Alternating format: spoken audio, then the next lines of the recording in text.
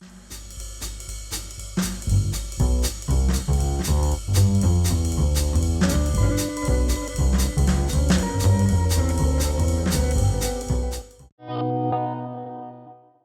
regreso en este segundo capítulo de las herramientas indispensables del home studio, y en esta ocasión, ya que tenemos las herramientas principales como son el micrófono, la interfaz, la computadora, el software y los audífonos que vamos a utilizar dentro de este proyecto, ahora les voy a enseñar cómo grabar.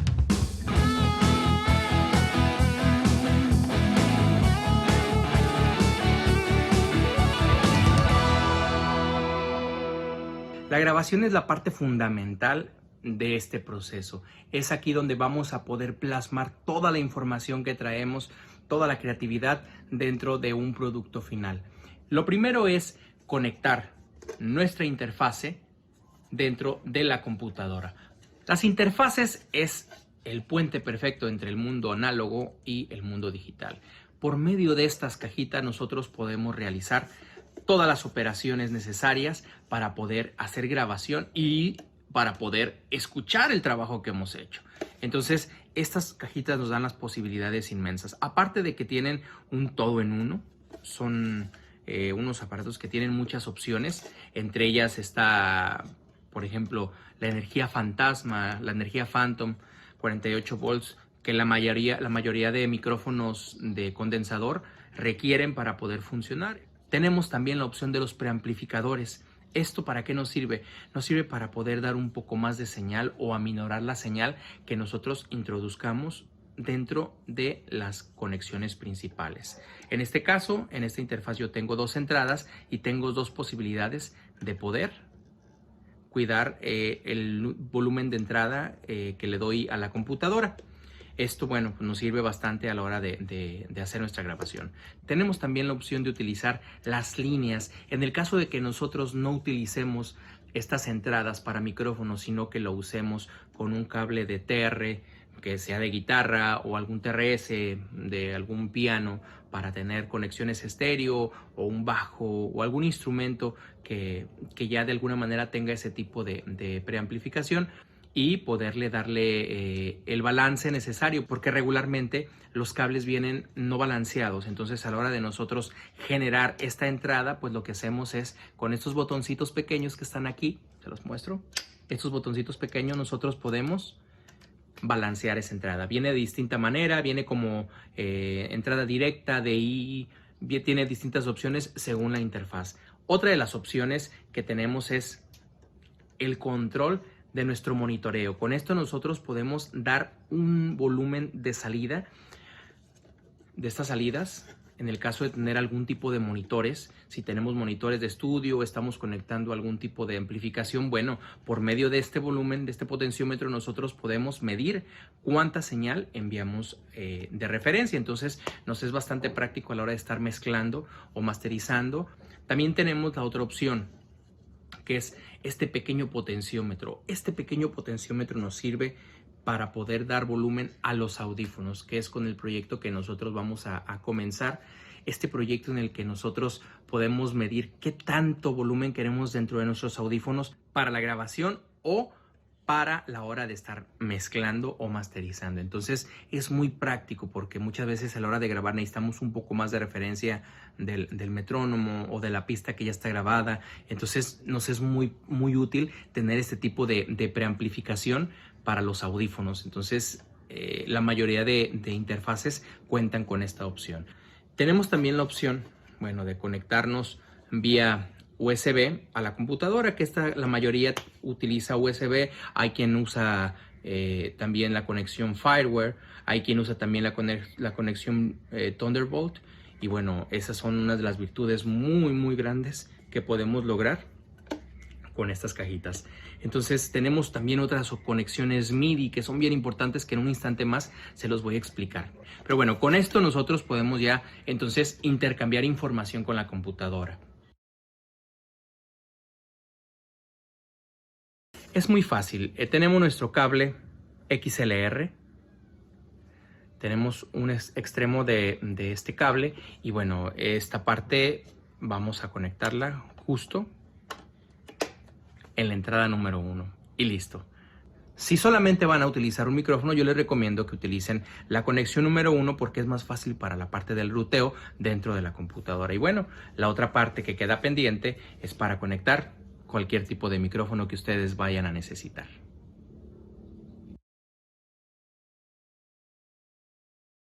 El MIDI es una versátil herramienta que te permite hacer infinidad de cosas en el estudio. Puedes convertir cualquier controlador en el instrumento que quieras usando plugins VST. Te aporta un gran poder de edición y sincroniza todo tu estudio, lo cual te permitirá pues crear pistas de forma ágil y eficiente. El MIDI es un lenguaje que permite a los ordenadores, instrumentos y hardware comunicarse entre sí. Cada que usamos un instrumento MIDI, cada vez que se pulsa una tecla o un switch, se crea una nota MIDI que lleva consigo un montón de posibilidades que se pueden comunicar a través del solo pulsar una tecla.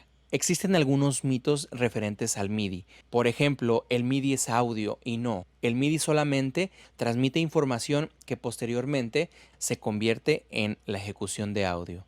La mayoría de conexiones MIDI están compuestas por un cable de 5 pin DIN. Estos cables son comúnmente conocidos como cables MIDI. Aunque la mayoría de conexiones MIDI se hacen a través de este tipo de cables, existen algunos otros que ya solamente necesitan cables USB a USB o USB a MIDI en función del material empleado o la situación de la interfaz MIDI. Para poder conectarte a tu programa de edición es probable que necesites una interfaz MIDI. Esta interfaz MIDI te permitirá enviar y recibir todos los datos que hay entre tu hardware y tu programa de edición. La forma de conexión MIDI es bastante lógica. Si nosotros queremos controlar por medio de la computadora algún aparato, entonces vamos a utilizar la salida de la computadora hacia la entrada del aparato que vayamos a conectar. Puede ser algún teclado o algún procesador de efectos en el cual nosotros le demos información para que actúe mediante la instrucción que se le dé previamente. Y si es al contrario, si nosotros queremos conectar algún teclado, algún centro de pads, algún controlador de faders, lo que vamos a hacer es conectar dentro de la opción IN. Esto lo que va a hacer que una computadora va a ser controlada por un aparato externo. La frecuencia de muestreo y el bitraje son muy importantes a la hora de comenzar nuestra grabación, por lo que es necesario conocer un poco de qué va esto. Al grabar un sonido y pasar de una onda de sonido físico a sonido digital, la computadora lo que hace es tomar un montón de muestras para convertir esta señal en un formato de onda. Es como en los videos. Como sabrás, en un video son muchas fotos puestas una detrás de la otra que al reproducirlas de forma constante se puede visualizar un movimiento. Bien, pues eso serían las muestras que se toman en el audio. Lo que nos indica entonces que la frecuencia de muestreo es la cantidad de muestras tomadas por un segundo para poder recrear el sonido físico. Cuantas más muestras de audio, más fiel será a la realidad. La profundidad de bits es la resolución de captura de una señal de audio en relación a la amplitud, pero ahora en el volumen. La profundidad de bits va a definir o a determinar el rango dinámico de una señal en decibeles, es decir, va a determinar el máximo y el mínimo en decibeles que una señal podrá tener al ser grabada. Sin embargo, existen ciertas limitaciones. Esto nos dice entonces que si nosotros tenemos mayor profundidad de bits y mayor frecuencia de muestreo, tendremos más calidad. Sin embargo, tenemos algunas limitaciones. Si nosotros estamos grabando música cuyo destino final será grabarse en un CD, tenemos que tener en cuenta que el CD soporta solamente 16 bits de profundidad como máximo y 44.1 kHz en la frecuencia de muestreo. Por lo tanto, grabar una calidad superior sería desperdiciar los recursos en los procesos de la computadora. Realmente existe una diferencia muy marcada entre un audio de alta calidad y un audio de baja fidelidad.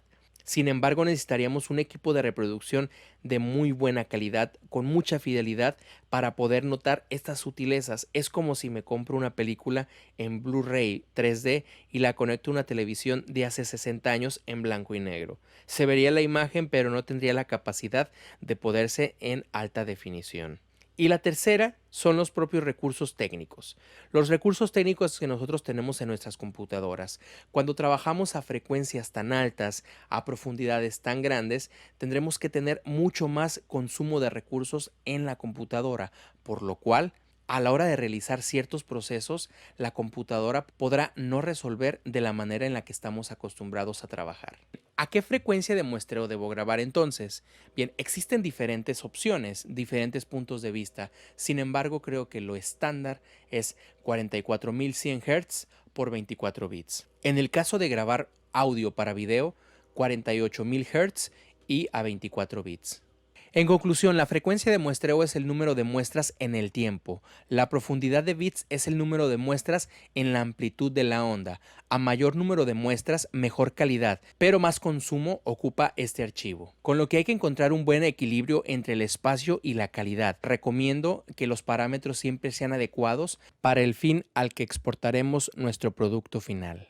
A la hora de iniciar nuestra grabación, tenemos que tener muy claro para qué vamos a necesitar nuestra producción, ya sea para grabarla en un CD, para compartirla en redes sociales, para compartirla mediante internet, verla en el teléfono. Depende de la aplicación para la que nosotros vayamos a utilizar nuestra grabación, vamos a tener entonces la opción a elegir tanto de la frecuencia del muestreo como del bitraje. Bien amigos, me despido, soy Rafa Terán, de aquí de Colima. Los espero en el capítulo número 3 de las herramientas indispensables del Home Studio, donde hablaremos del ruteo, que es la parte más importante, donde vamos a seleccionar por medio de qué camino vamos a llegar al software de edición y grabación de audio. Hablaremos también del nivel de grabación que necesitamos para tener una grabación óptima y de la supervisión que necesitamos tener durante la grabación. Les dejo mi correo, es rafateran@live.com.mx y estoy aquí para resolver sus dudas. Muchas gracias y hasta la próxima. Gobierno de México.